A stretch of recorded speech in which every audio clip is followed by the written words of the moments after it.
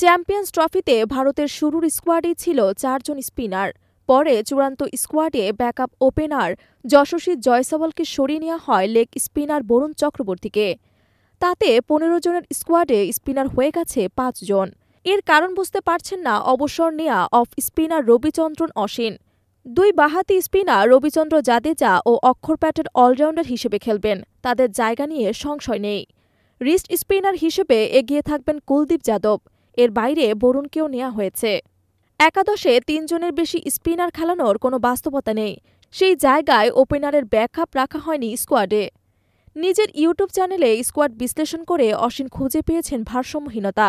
তার মনে হচ্ছে স্পিনে অপ্রয়োজনীয় সদস্য রেখেছেন ভারত।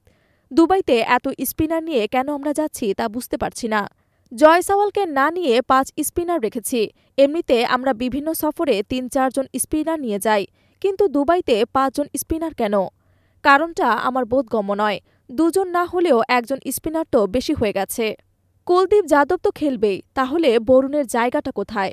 দুজনকে একসঙ্গে খেলানোর মতন টান কি থাকবে দুবাইতে?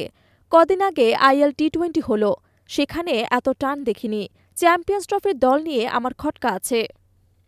২০ ফেব্রুয়ারি বাংলাদেশের বিপক্ষে ম্যাচ দিয়ে চ্যাম্পিয়ন্স ট্রফি শুরু করবে ভারত।